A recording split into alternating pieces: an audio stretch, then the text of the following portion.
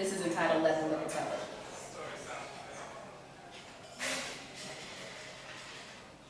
It's been a long week, and I've been dying to get out.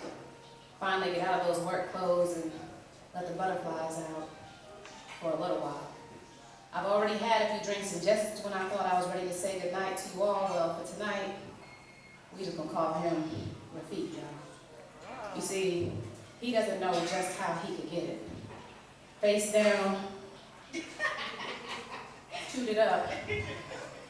That's the way I like to, He makes me want to forsake all others, throw my panties to the wind, prove to him that for him, I'll let go for a minute, an hour, or two, hell, a lifetime, and just sin. Already lost in fantastic fantasies of me and you and me, the hair pulling, the grip on my hips, the way you ignore what it is I think I want and show me what I really need. It's just this.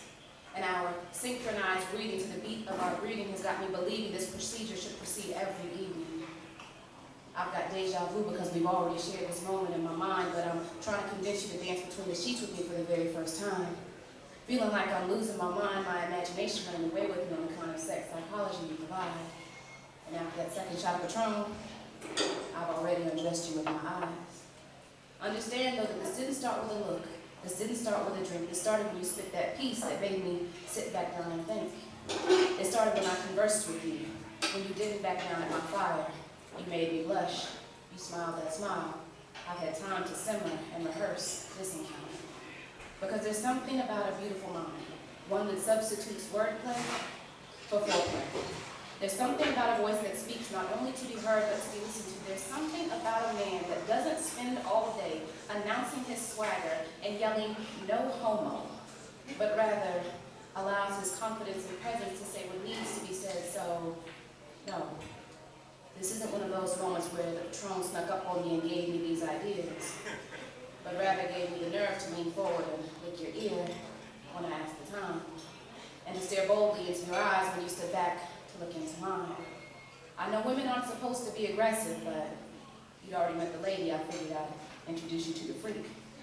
And if we decided not to tonight, well, at least you could have a sneak peek. Because I know how to be both sides of that coin, and I know which to be when at what time. But I also know that it takes a certain kind of man to handle all that, but somehow, I think you'll manage just fine.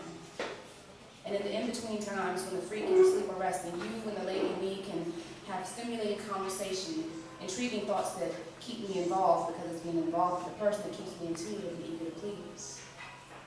And I know I keep going from sex and then back, but this is about a mental connection, not just a physical act. And you can say what you want, but we all know it's true. It's just that much better when you're feeling him and he's feeling you. But back to what I was saying about this gentleman, who can only be described as tempting, who did what so many have not, got me to want him without even attempting. Or maybe he did, and I got caught. Don't know, but this Patron has me hot and I'm ready to go. So I give him my keys, and as we walk to the car, I tell him that since we're going to his home, he may want to make sure that I stay locked up. Because he's looking pretty good to me, and if I'm let loose, I most definitely will be a chaser to this Patron with all my wet juice. I want to be more than just a minute man. I wanted to savor my welches until I'm left breathless, and I am. Such an effortless connection. Like a power overload, he shows me all that he knows, more than enough. And I know that he'll still be here to hold when I finally sober up. But the